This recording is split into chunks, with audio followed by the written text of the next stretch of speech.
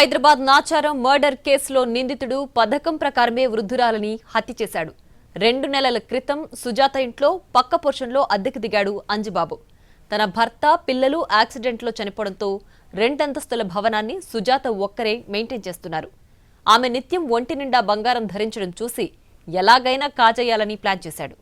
ఒంటరిగా ఉంటున్న వృద్ధురాల్ని చంపి బంగారాన్ని కొట్టేయాలని స్కెచ్ చేశాడు. అమ్మ అంటూ దగ్గర కావడంతో 2 నెలల్లోనే సుజాతకు బాగా నమ్మకం కుదిరింది. ఇదే అదునుగా ఈ నెల 19న కిచెన్లో ఉన్న సుజాతను వెనుక నుంచి ముసుగు వేసి గొంతు నిలిమి చంపాడు. హత్య అనంతరం బంగారం ఎత్తుకెళ్లాడు. మృతదేహాన్ని మాయం చేయాలని తన స్నేహితులతో కలిసి ప్లాన్ వేశాడు. హత్య చేశాక ఒకరోజు మొత్తం ఇంట్లోనే మృతదేహాన్ని ఉంచాడు అంజిబాబు. స్నేహితులు పెద్ద సూట్ కేసు తెచ్చాక అందులో సుజాత మృతదేహం కుక్కారు నిందితులు.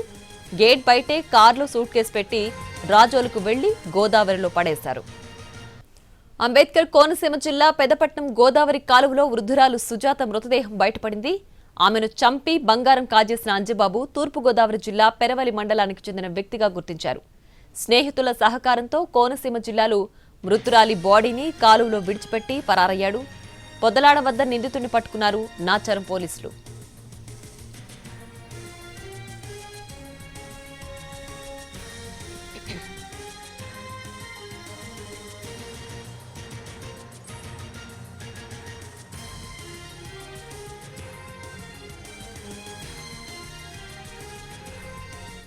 ఇక సూరెడ్డి సుజాత మృతికి సంబంధించి పూర్తి డీటెయిల్స్ మా ప్రతినిధి రవి లైవ్ లో అందించడానికి సిద్ధంగా ఉన్నారు.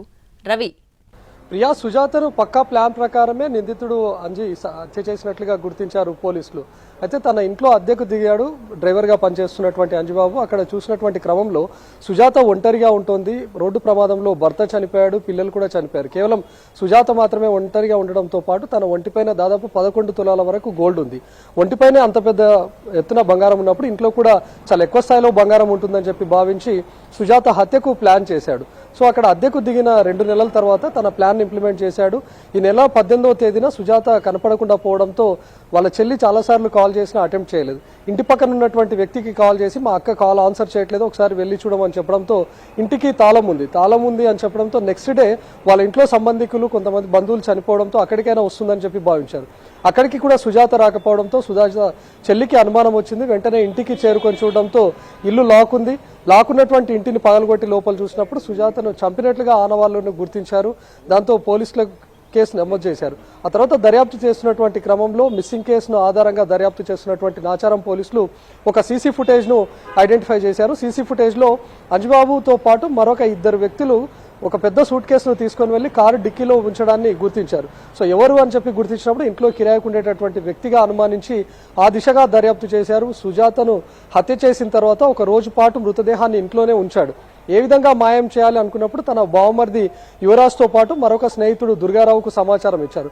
ఈ ముగ్గురు కలిసి ఒక ట్రావెల్ బ్యాగ్ను కొనుగోలు చేసిన తర్వాత ట్రావెల్ బ్యాగ్లో సుజాత మృతదేహాన్ని ఉంచి దాన్ని తీసుకొని వెళ్ళి కోనసీమ జిల్లాలో ఉన్నటువంటి గోదావరి కాలువలో పారవేశారు. సో ఇంత దూరం పారవేశాం కదా, ఎవరికి ఎలాంటి అనుమానం రాదు అని చెప్పి భావించారు. కానీ సీసీ ఫుటేజ్ ఆధారంగా ఈ ముగ్గురు నిందితులు కూడా దొరికిపోయారు.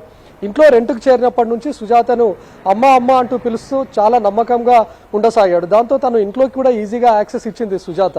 సో సుజాత ఇంట్లో వంట చేస్తున్నటువంటి క్రమంలోనే ఒక్కసారిగా వెనక నుంచి వెళ్ళినటువంటి అంజిబాబు దుప్పటి తీసుకొని కప్పి తన పీక నుమ్లి చంపినట్లుగా తెలుస్తుంది. ఒక రోజంతా శవాన్ని అక్కడే ఉంచాడు. తను మాత్రమే మాయం చేద్దాం అనుకున్నాడు. కానీ తన వల్ల కాకపోవడంతో బావమర్దితో పాటు స్నేహితుడికి సమాచారం ఇచ్చారు. కోనసీమ జిల్లాలో పారవేసిన తర్వాత అంటే ఆల్మోస్ట్ ఇన్సిడెంట్ జరిగి హత్య చేసిన తర్వాత 12 రోజులకు మృతదేహాన్ని గుర్తించారు. పోలీసులు అక్కడికి వెళ్లి మృతదేహాన్ని స్వాధీనం చేసుకున్నారు. మరోవైపు నిందితులను కూడా పట్టుకున్నారు. నిన్న నాచారంలోని ఇంటికి తీసుకొని వచ్చి సీన్ రీకన్స్ట్రక్షన్ కూడా చేశారు. ఏ విధంగా హత్య చేశాడు, ఎలా ప్లాన్ చేశాడు, ముగ్గురులో కేవలం అంజిబాబుకు మాత్రమే ఇందులో ప్రమేయం ఉందా లేదా అనేది పోలీసులు నిన్న సీన్ రీకన్స్ట్రక్షన్ చేశారు. సో హత్య చేసింది కేవలం ఒకటే నిందితుడు అయినా కూడా మిగతా 2 కూడా సహకరించారు కాబట్టి ముగ్గురుపైన పోలీసులు కేసు నమోదు చేశారు. అయితే కేవలం సుజాత భర్త అదేవిధంగా పిల్లలు చనిపోయారు. సుజాత మాత్రమే ఒంటరిగా ఉంటుంది కాబట్టి ప్రస్తుతం మృతదేహాన్ని తీసుకొని వచ్చిన తర్వాత వాళ్ళ చెల్లికి అప్పగించబోతున్నారు. Priya. Right Ravi, thanks for the updates.